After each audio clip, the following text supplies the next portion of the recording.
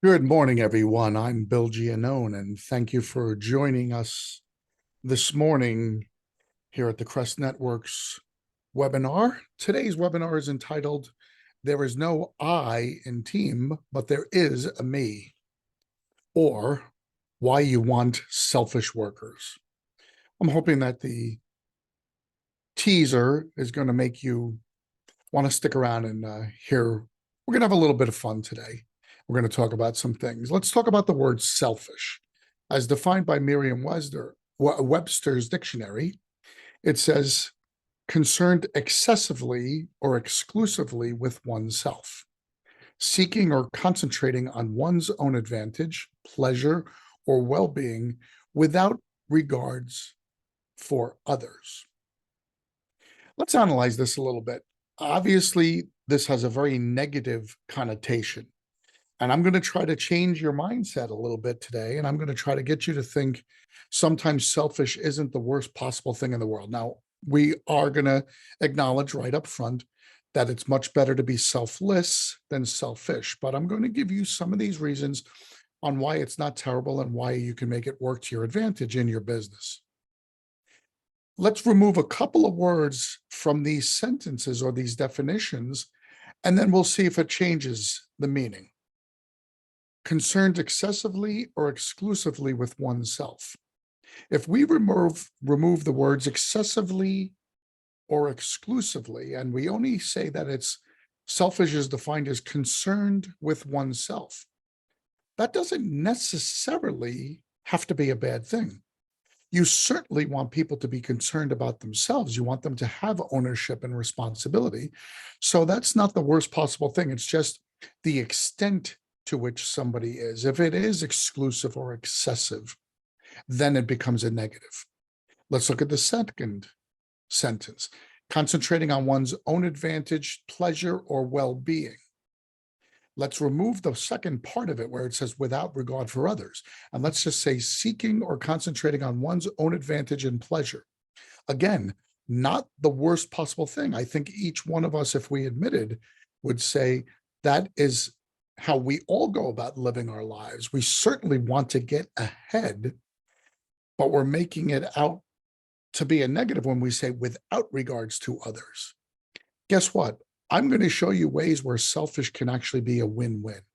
So we're going to call that our starting point today. Okay. In sports, selfishness is often confused with confident decision-making, right? You always say the guy who shoots all the time, he's very selfish. Well, maybe that's his task. Maybe that's his role. I'm going to show you a picture here. There was recently a poll done, and these players, these 10 players, were voted the 10 most selfish players in the history of the NBA. All right. Now, for those of you who aren't into basketball, you might not know these faces, but even if you're not into basketball, you would know some of these names. They are legendary names. I'm here to tell you, most of these people are in the NBA Hall of Fame. We have names like Wilt Chamberlain, Kobe Bryant, Allen Iverson, and current players like James Harden, Russell Westbrook will be in the Hall of Fame. They're all-time great players. Every one of these players was named one of the top 75 players of all time. So we're talking about 10 of the most selfish players, yet we're talking about Hall of Famers. Do you think their teams, owners, coaches, and teammates wanted them on the team or thought everything would be better if they were off the team? I mean, obviously, in certain instances, you can make arguments that the team probably got better if those people weren't on. But in the case of someone like a Wilt Chamberlain or a Kobe Bryant, there's certainly no way you can argue that the team would have been better without them. So you have to understand that mindset. And when we're building our team, I think we need to understand when we go from saying they're good teammates and they're strong decision makers to saying that they're selfish, to saying that they're selfish to a fault. Okay, I hope that's what you understand. I'm going to show you a couple quotes that are usually related to Wall Street. And obviously on Wall Street, greed is something that is very, very much a part of life. Greed, selfishness, it's all about me. Speaking as a 25-year alumnus of Wall Street, I can tell you that that is a mindset that's prevalent, and it is a mindset that most companies cherish. They want greedy, selfish people working for them. So here's a quote from Ivan Boesky. I think greed is healthy. You can be greedy and still feel good about yourself. Again, that doesn't address how that treats others. You could be greedy and feel good about yourself is really about making sure that if you feel good about yourself, you could then feel good about helping and doing things for others. Ivan Boesky is one of the most notorious corporate raiders. He would go buy companies and then break them up because the parts were greater than the sum of the whole. And that's one of the things that he did forever. And he was always accused of ruining businesses. But all he was doing was he was tasked with finding value first for his investors, and then when he was doing it with his own money, for himself. So he was greedy. He was doing what it took to make money. Obviously, if you've ever seen the movie Wall Street, Michael Douglas played a character named Gordon Gekko, and his line was, greed, for the lack of a better word, is good. Greed works. Greed sells. And he was saying that everything that happens in business throughout the world by even the most authentic people, the most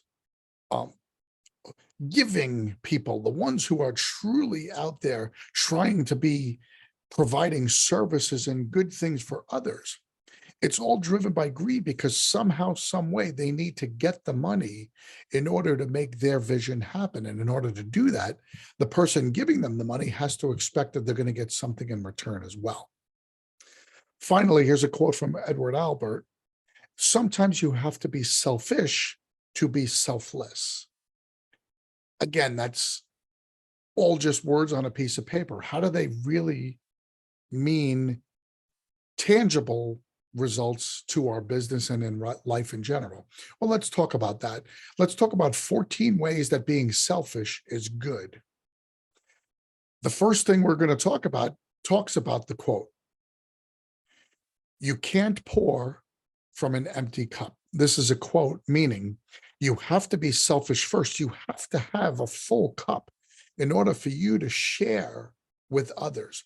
If you have an empty cup, how can you help others? So that's what that quote about being selfish in order to be selfless, that's where this comes from. The very first tenet of selfishness being good is that once you get everything you need, you can then help others. That's a way that selfishness is good. Second way selfishness can be good is you avoid resentment. These are just facts about being selfish. If you're selfish, you don't resent what others have because you're working hard and just caring about yourself. Avoiding resentment is one of the most powerful things that we can have within a company. You know what the thing that brings a lot of companies down is? When everybody's looking at what everyone else is making. A selfish person is only going to care about what they're making, and they're going to do everything in their power to drive making more money.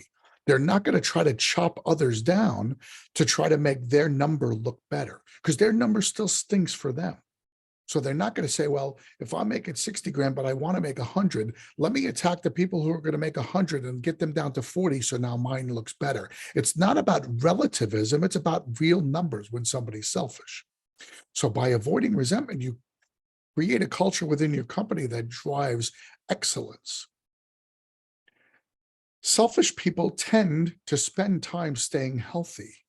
They care about themselves. They care about their bodies and their own well-being. So they're going to spend time being healthy.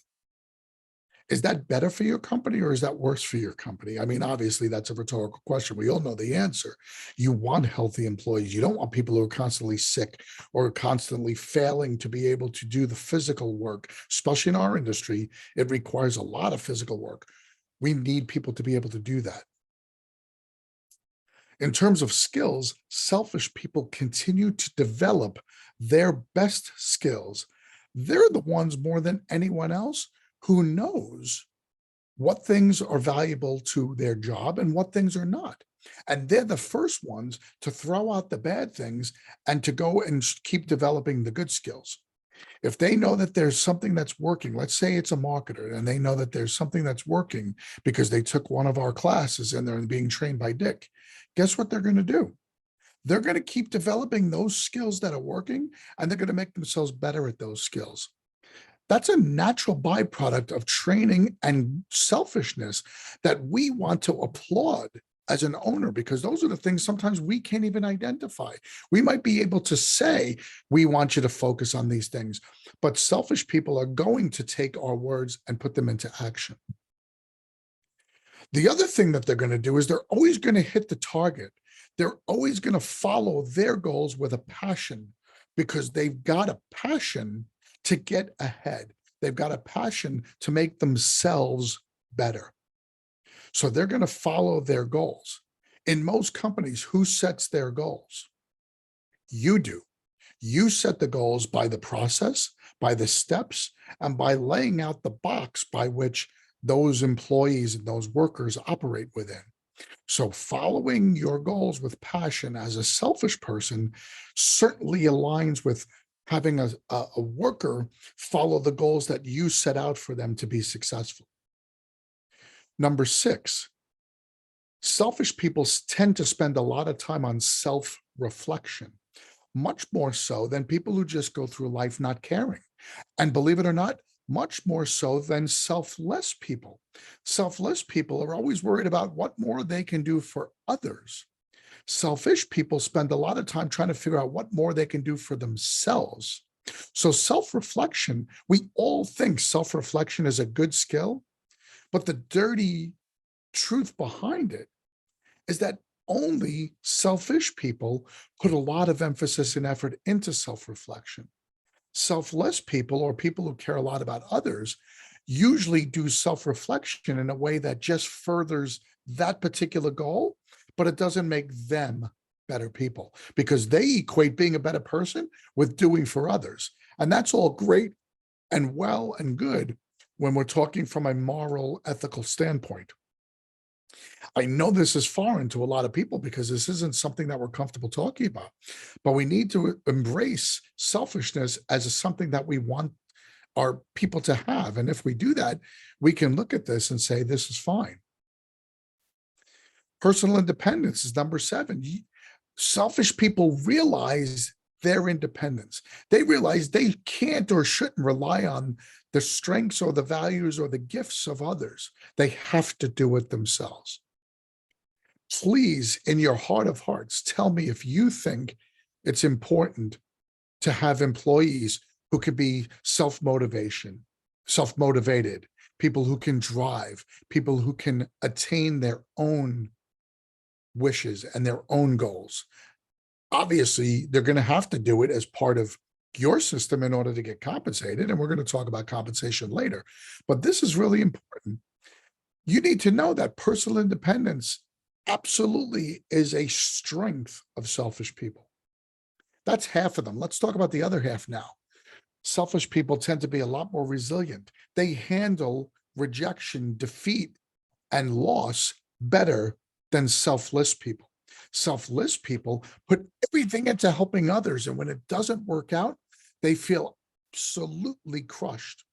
Selfish people, on the other hand, put everything into a goal of getting somewhere so they can better handle rejection, and they can better handle things that don't go perfect because they're so driven towards their goals, they're going to make it happen no matter what. Being a selfish person means they believe in themselves. They increase their own self-worth.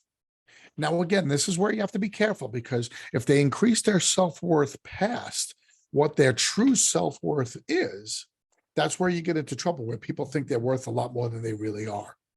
So this is one of those ones that when we're talking about it, we have to keep ourselves tempered a little bit. But increasing self-worth means that we don't have people going, oh, shucks, yeah, I'm okay.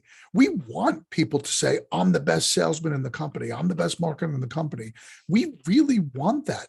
Whether we want to admit that or not, we need people to do that. We absolutely need people to drive themselves and to say, yeah, I'm damn good at what I do. Tied into that We certainly don't want to live by the expectations of others. We should be setting our own expectations of what we think is successful or not. Again, within a process or within a system, there's going to be outlines for success, but selfish people will always exceed that. Selfless people or people who aren't selfish or don't care about it are going to, at best, just attain the goals we set for them. They're never going to exceed them. So here, it's behind the statement here, but it's a quote from Stevie Wonder, which says you can't base your life on on other people's expectations. You can't base your life on other people's expectations. Obviously, Stevie Wonder is speaking from personal experience. He's been blind since he was a little child, and other people's expectations would have not been for him to become one of the most incredibly prolific songwriters and singers and composers and musicians in our lifetime. He exceeded everybody's expectations because he had his own expectations. I would tend to think that Stevie Wonder was a very selfish person in terms of what he wanted to accomplish in life. He certainly didn't allow others to define that for him. In this great balance between quality and quantity, selfish people will always choose quality over quantity because quality defines greatness. Quantity just defines volume. Quality always defines greatness. If somebody does something better, that's a higher quality. So your company should obviously want quality in everything, quality in the product, quality in the results, and quality in the people that work there. So selfish people always choose quality over quantity. Yes, they want to exceed your numbers, but that's not necessarily how you get quantity. Exceeding the numbers just on a quantity basis means that they're not going to care about the type of work that comes in. So for instance, if you say to a marketer, I want you to generate 30 leads a month, that marketer is going to force themselves to generate 30 leads without regard to the quality of the leads. A selfish person is going to generate more than 30 leads because they're going to want to exceed, and they're going to make sure that the quality of those leads certainly brings in more dollars. So that's a win-win. We talked about that before. There's a perfect example of where you get your win-win. Number 12. A selfish person actually has better relationships than someone who's selfless. A selfish person wants to get something out of a relationship. So if they want to get something out of a relationship, they're going to make sure that it is at least a two-way street. So they're going to have better relationships. This applies on the workplace so much more than anywhere else, because the most important thing for a company is to have good relationships between people. As the company grows, remember, you're going to have divisions and departments within your company, and there's people within that company who might not have many interactions with each other over the course of a week, a month, or even a year. You still need for those relationships to be cordial and civil and possibly even helpful, because you want to make sure that everybody in the company is moving in the right direction. Selfish people working with other selfish people, believe it or not, will have better relationships with each other than if there's a selfless person. Because if there's a selfless person or a person who's not selfish and just literally is trying to care about others, what are they going to do? They're always going to be giving, giving, giving, and there's no take involved. So that creates an imbalance within the company.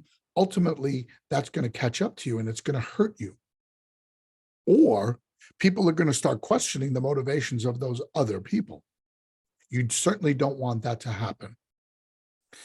Obviously, selfish people produce more than non-selfish people. So selfish people, if you tell them I need this done by 3 o'clock, they're going to get it done by 1 o'clock, because they're always going to be looking for ways to do more so that they can make more. So selfish people, by definition, are absolutely more productive. Finally, the last one, which ties into this, is you'll need less from others. Selfish people are always going to be willing to do more, so you may not need as many people. If you set up a system where your salesmen are going out to 30 leads a month, because that's the number that we at the Cresden Org and many other professionals believe is the maximum number of leads that a salesman should be going out on to be able to maximize their efficiency and their closing ratios. So if you have 120 leads coming in a month, you need 4 salesmen. That's pretty simple math. But let's just say that you said, all right, 30 would be the maximum number, so I'm going to set that number at 20. And you had all non-selfish people. Now you need 6 of them.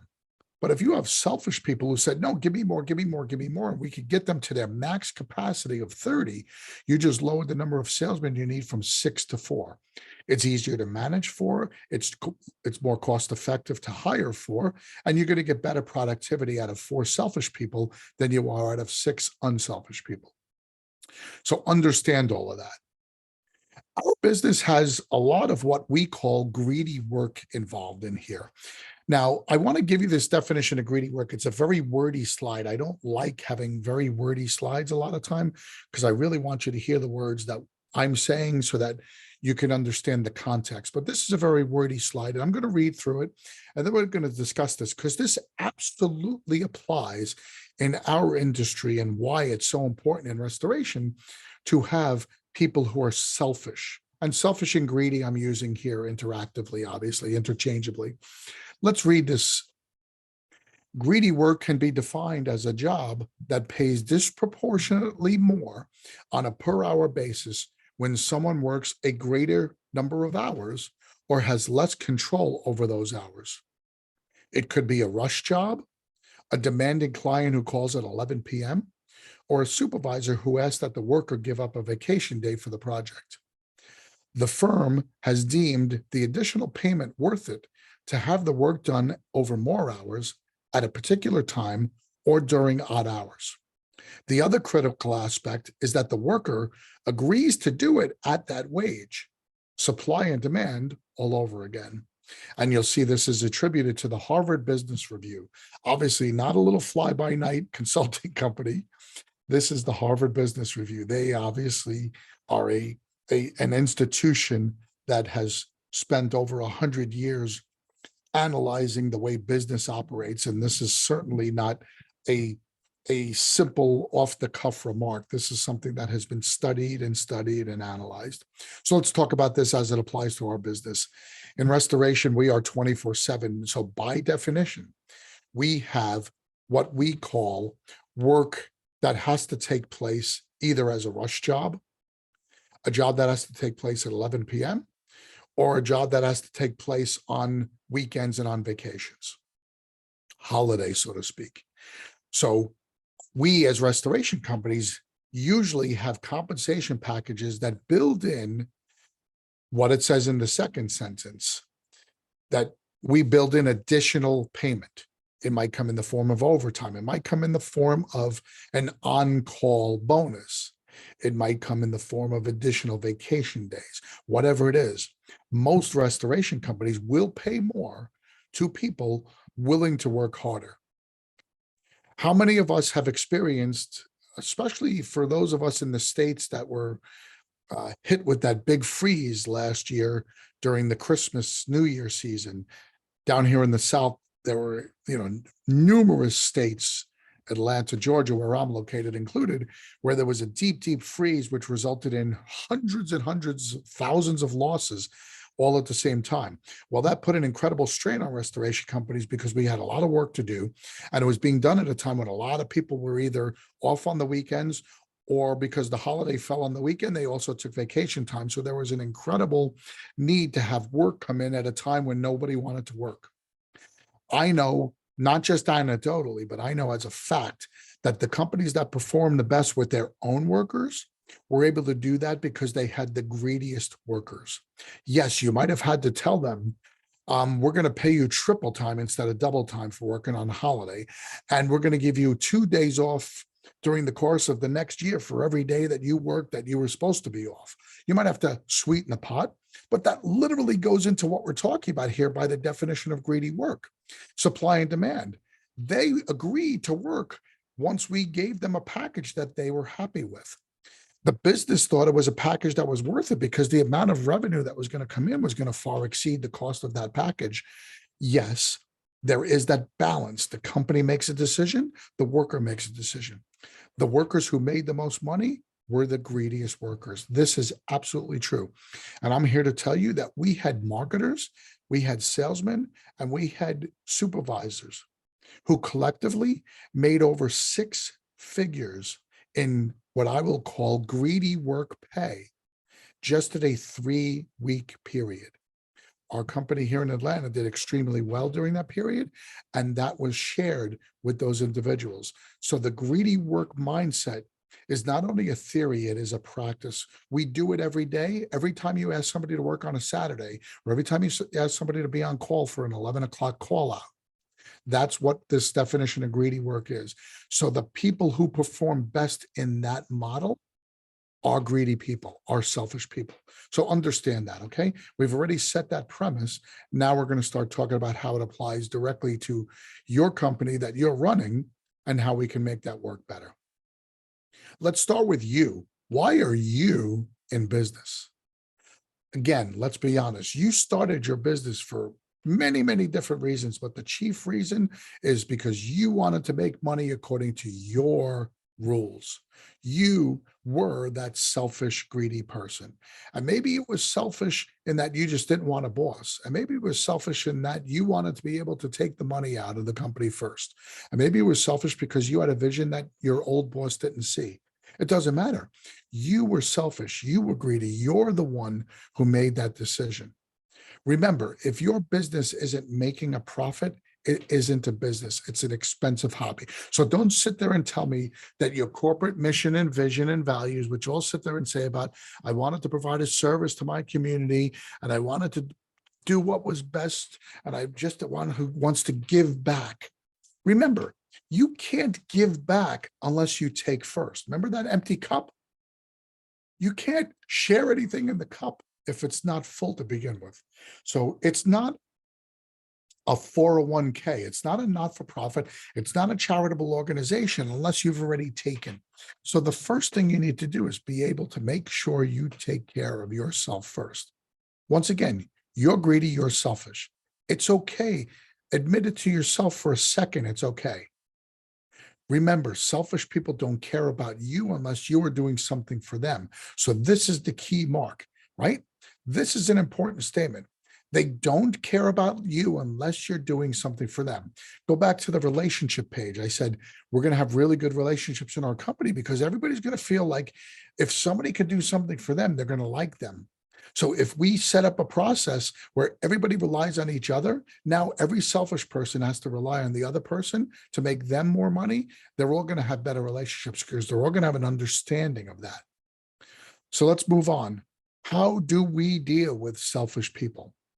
First thing we're going to do is we're going to analyze the mindset of a selfish person versus where you are as what I'll call the owner. In this relationship, we're going to use a sports analogy. I've told you for years, I've been a sports coach and a youth coach for over 30 years. And for me, that's a big passion of mine. So a lot of my analogies, like the NBA players before, go back to sports. But here's what I want you to do. I want you to look at the mindset of a player versus the mindset of a coach. Look at the mindset of a player. I know my preferred learning style. I know how I want to be coached. I need results now. Me first. Being selfish is okay. Who can I get to help me? Those are things that selfish people think.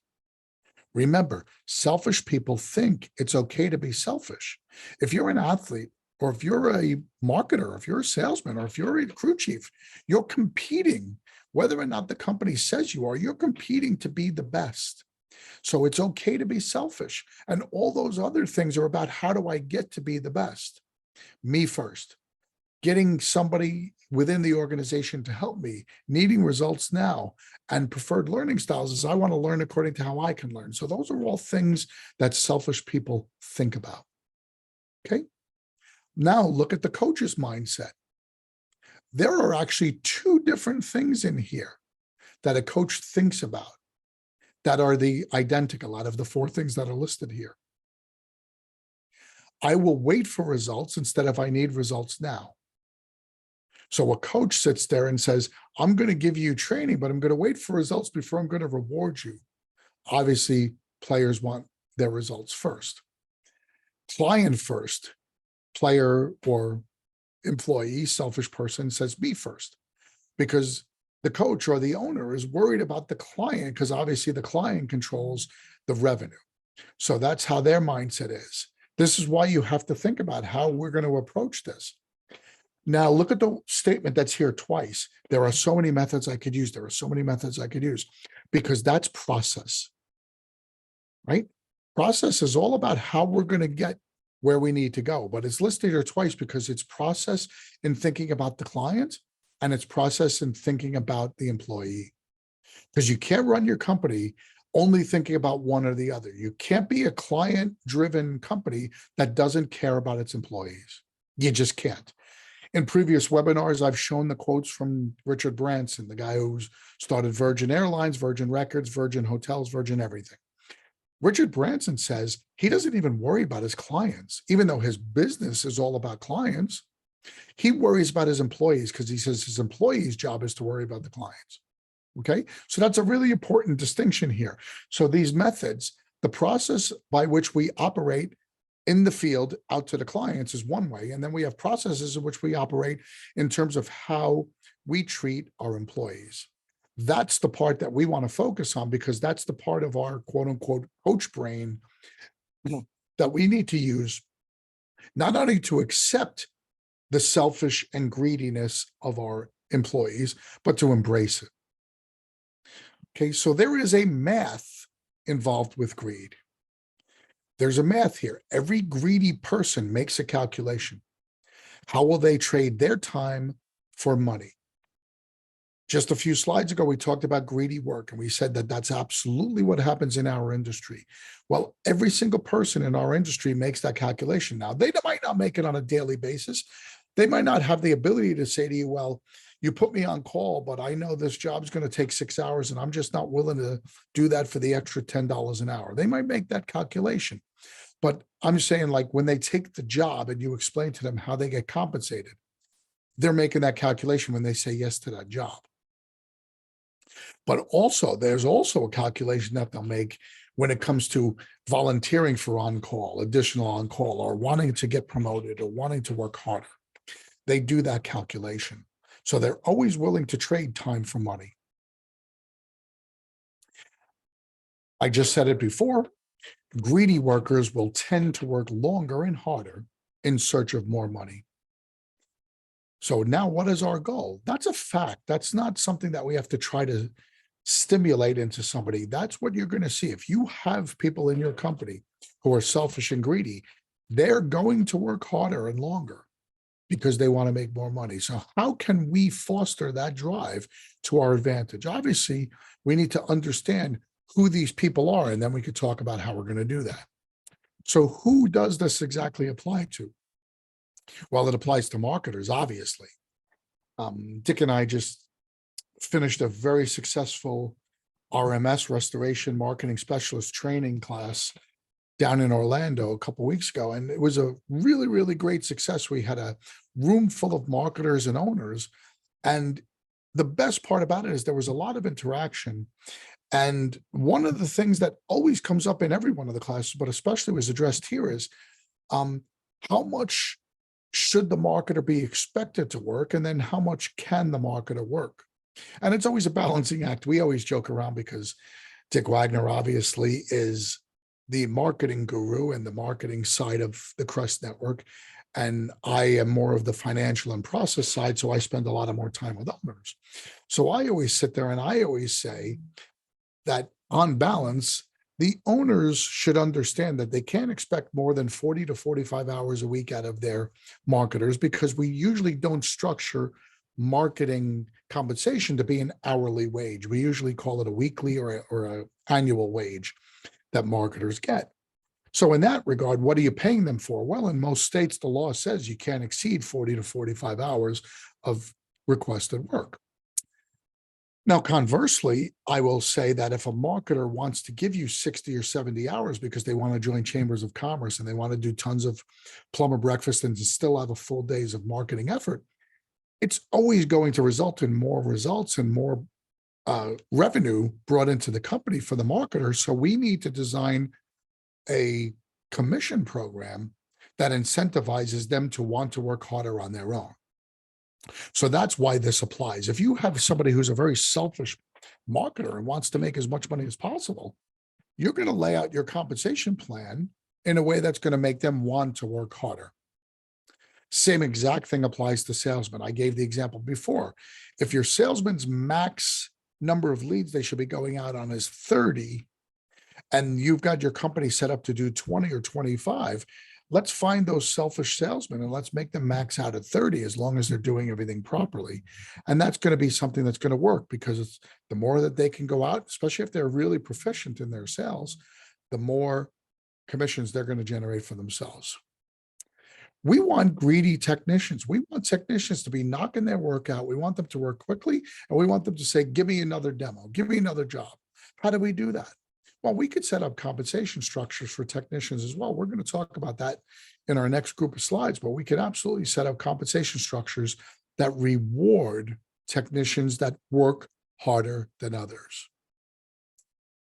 Managers, we can absolutely set up criteria for management within our company to be compensated the better they do. So if they're greedy and if they're selfish, we can make it about guaranteeing that we get results that work for them. Finally, even our office staff can be commissioned in a way, or they can be compensated in a way that we can make sure that they can work harder. How many of you have office staff that work more than 40 hours a week?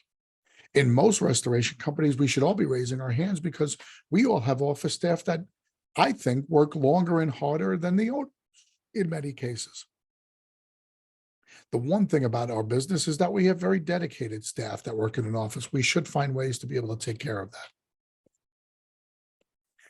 There is an incredibly easy way to think about compensation. Obviously, compensation is the way that you incentivize selfish or greedy people. Giving them raises, giving them bonuses, giving them commissions is the best single way to do that, because selfish, greedy people usually only want one thing. They want money.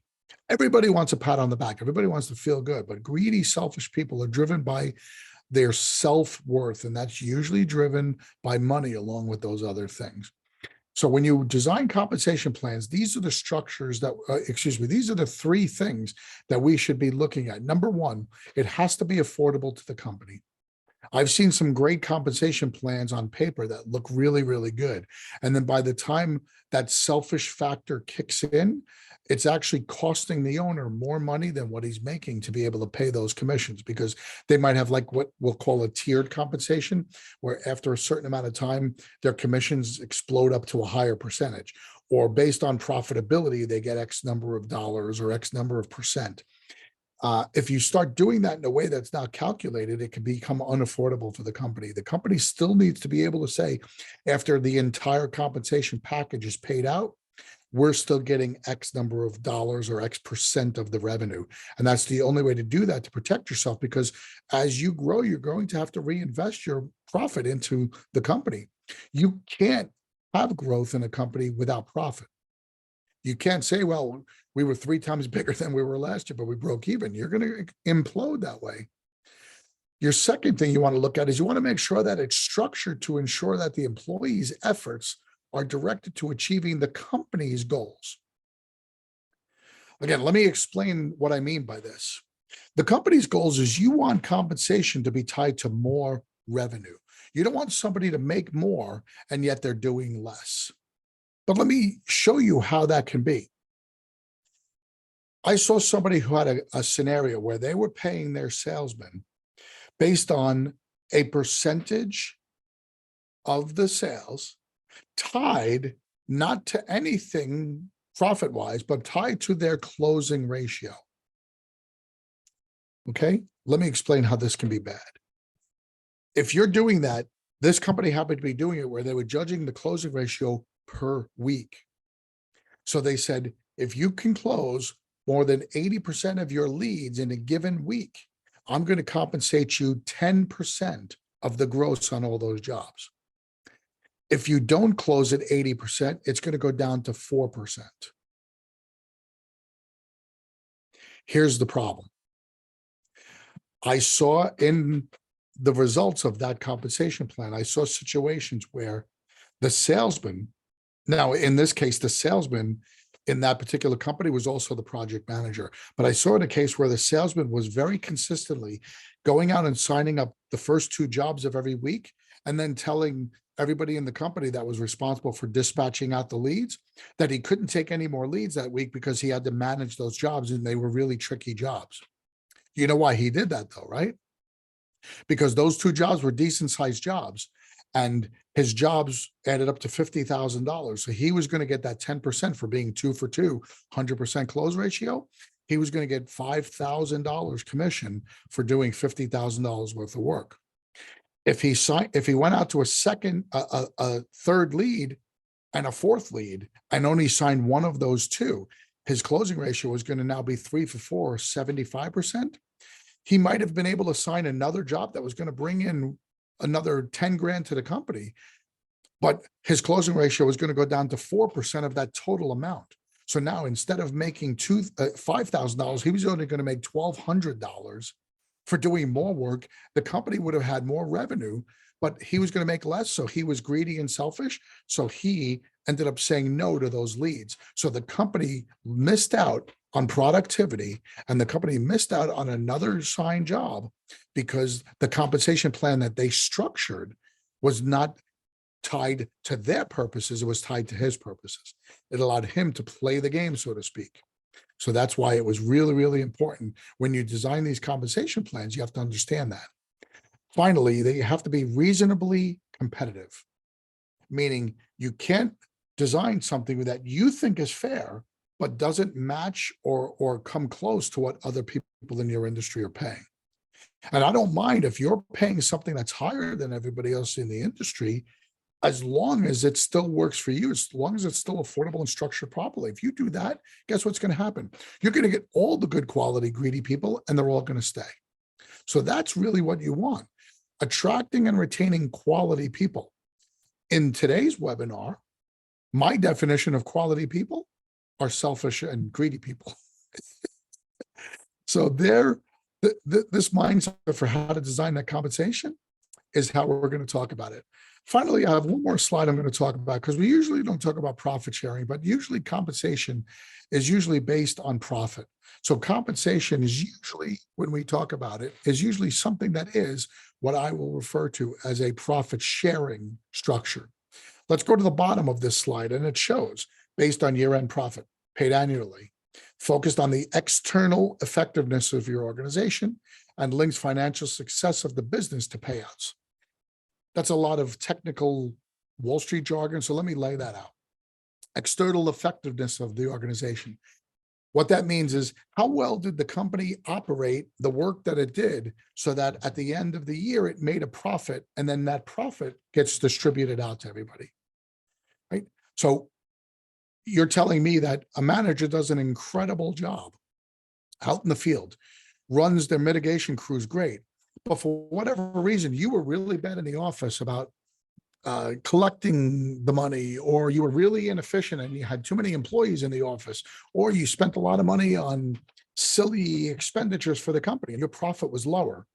Do you think that the incredible manager deserves a lower compensation or lesser compensation because you weren't running your effectiveness of your business, right? The year-end profit is basically all of those things. So let's talk about something else. There's something called gain sharing, which means the more efficient a company operates, both inside and outside, but the most efficiently a process can be operated, people make more money. So how do we do that? Well, we judge it on operational performance. We have a process, we set the criteria, and if they meet that criteria, they get more money. End of story. If they exceed the criteria, let's just say, they get more money. It's not based on profitability, because profitability means they are in your decision making. We don't like that. We don't like to have employees in your pocket. We want to be able to say to an employee, here's what we're giving you if you do X, Y, and Z. If they do X, Y, and Z, and then also do A, B, and C, they should be more highly compensated because they have exceeded the operational performance of their role, right? Your company should be able to take that excess performance and turn that into much greater profit. That's on you to do if you've set up a good process. And that's why I'm so big into process. You should pay it more frequently than annually, because annually leaves a lot of gray area and leaves a lot of area in there for people to distrust the process. You should be paying it quarterly or semi-annually so that people constantly get rewarded for exceeding expectations. And if they do that, they're going to be more likely to work harder for shorter periods of time to keep exceeding expectations. And like I said, it focused on internal efficiency of the organization as opposed to external effectiveness. External effectiveness is much more driven on the work outside the office. Internal efficiency is driven about the process itself, both inside and outside. And now it links employee to performance to savings, which result in payouts, right? So now you're not paying them out of profits. You're paying them out of money that you would have spent had they not done better. Guess what that does? It certainly means you get to keep more of the profits. So that's what we're doing here. I talked about the salesman who goes out to 20, but if he can go out to 30, he can make more money. You're paying him because you're saving not having to hire 2 additional salesmen. Crew chiefs who can work harder and work longer and work more hours and work faster are going to save you money from having to hire more. Remember, the highest cost for a company is the fixed expense associated with each individual person, truck, or piece of equipment that you have to own. So the more efficiently that those assets can be used, the lower your overhead cost is. So your fixed costs can stay the same or can grow slower. Obviously, a company that goes from $1 million to $6 million needs a lot more equipment, trucks, and personnel. But you don't need 6 times as much if you are increasing productivity and performance. That's what I mean about gain sharing. You could pay somebody more for doing work harder at 6 million than they were doing it at $1 million. Otherwise, if they're doing exactly the same amount of work from 1 to 6, they're going to get paid exactly the same. How are you feeding the greed? That's what it's all about here. That's this whole concept of accepting and embracing you want greedy, selfish workers. Obviously, there's a lot to talk about in here. There's a lot to discuss about the mindset of everything that we're discussing when it comes to setting up processes, to compensation plans, to gain sharing. If you have any questions on this or anything else you've ever heard on one of our webinars, please feel free to reach out to me or to Dick. Our website is thecrestnetwork.com. Dick's email address is dick@thecrestnetwork.com. Mine's bill@thecrestnetwork.com. Real simple. Finally, before we go, I do want to alert you to the fact that we do have many podcasts. We have what's called the Crestcast. We have hundreds of them up on Spotify. Please just go onto Spotify and type in the word Crestcast, all one word, and you'll find us there. We would love if you would be able to follow us, subscribe there, and go in there. There's lots of great information, whether or not you're a member of the Crest Network. It's free to everybody. We really, truly appreciate your participation there. And we encourage you to, share us with some of your friends if you find the information really helpful. On behalf of Dick Wagner and everyone here at the Crest Network, I want to thank you so much for joining me today. I'm Bill Giannone. You guys have a great day. Bye-bye.